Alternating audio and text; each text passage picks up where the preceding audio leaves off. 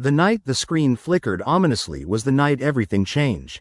It was supposed to be just another weekend at Lisa's house, popcorn, her favorite horror movies, and a binge of her latest obsession, Dark Lair. The show was about a sinister, shadowy villain who could manipulate reality itself, bending the world around him to his twisted will.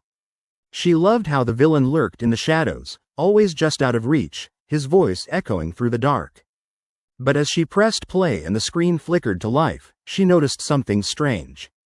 The characters on the screen seemed more vivid. Their eyes, once painted with static animation, now gleamed with unsettling life. And then they moved, not as actors following a script, but as if they were real, driven by their own dark intentions. It happened gradually at first. The villain, known only as the Shadow, paused in his menacing pose, his eyes narrowing as if fixated on her.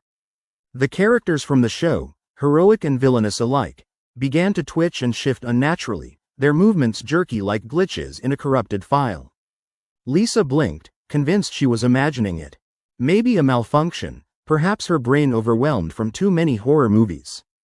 But then the character called Eli, the brave hero clad in armor, turned his head slowly and gazed directly into her.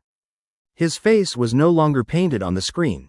It was real, etched with a mixture of curiosity and something darker, hunger. Her breath hitched. The shadows in her room grew thicker, lengthening as if alive, curling at the edges of the walls. The TV flickered wildly, staticizing the air in a terrible symphony of screeching noise. Lisa's fingers trembled as she reached for the remote, trying to turn off the TV, only to find her hand wouldn't obey. The screen suddenly brightened, engulfing the room in an unnatural, bluish glow. "Who are you?" Lisa's voice quivered, barely a whisper. The figure, the Shadow, stepped out from the flickering light, emerging from the television like a dark mist. His form was indistinct, vague, shifting, like a shadow given substance, flickering in and out of focus. His voice slithered into her ears, low and menacing. "You called us, now we come." Panic surged through her. She backed away, bumping into the wall, but her eyes stayed fixed on the screen where the characters had begun to appear, stretching and crawling out as if the boundaries between fiction and reality had dissolved. Eli, the hero, now fully in her room, fingered a glowing sword that seemed to shimmer with an otherworldly light. His face was calm but deadly serious. "You can't escape," Eli said softly, a tinge of sorrow in his voice. "We don't belong here. But now that we're free, we won't leave without a fight." The Shadow moved with terrifying speed, a dark tendril reaching out toward her. It snaked across the room, threatening to wrap around her ankles. Lisa screamed, stumbling backward as the shadows overtook her walls, twisting into grotesque shapes. The television shuddered violently as if struggling to contain the chaos, then exploded into a fit of static. The figures from the show were now entirely real, hostile, and relentless. Lisa ran, her heart pounding like a drum against her ribs. She burst through the house, seeking refuge outside. But everywhere she looked, the characters from the screen lurked, standing beneath the flickering streetlights, peering out from darkened alleyways, eyes glowing sinister red. Their bodies seemed malleable, as if they could morph and move unpredictably. "What do you want?" she cried, trembling with fear. The Shadow's voice echoed all around her, low and echoing, as if answered by 1,000 whispers. "We came from your world, from your stories. We belong where darkness thrives. Now that we are free, you cannot cage us again." She stumbled onto the street, tearing her hair as she looked for help.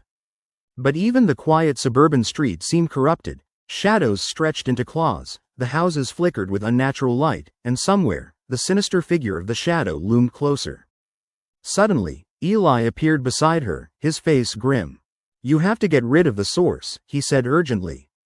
"The TV. It's the portal. Your wish for entertainment turned it into our prison and our gateway. Tearing it out, destroying it, only then can we be gone." With trembling hands, Lisa grabbed the nearby axe her father kept in the garage. Her fingers gripped it tightly, knuckles white. She shoved open the door to the living room, where the television sat flickering erratically. The Shadow's form pulsed with black energy, whispering promises of power and eternal darkness. She hesitated only a moment. Then, with a cry of defiance, she swung the axe into the screen, shattering it into thousands of pieces. The room filled with a deafening static, not just visual, but a wave of oppressive darkness that threatened to drown her in its black depths. The shadows recoiled, their forms flickering like dying flames. Eli, his figure fading, looked at her with a mixture of sadness and relief. "It's over," he whispered. "But be careful. What you see on the screen might never stay on the screen again." As silence settled, Lisa collapsed to her knees, exhausted and trembling. She looked at the broken pieces of the television, empty, inert. Yet a faint whisper still echoed, "We are not gone. We are only waiting." From that day on, she never again ignored those harmless-sounding warnings about the dangers of watching too many horror stories.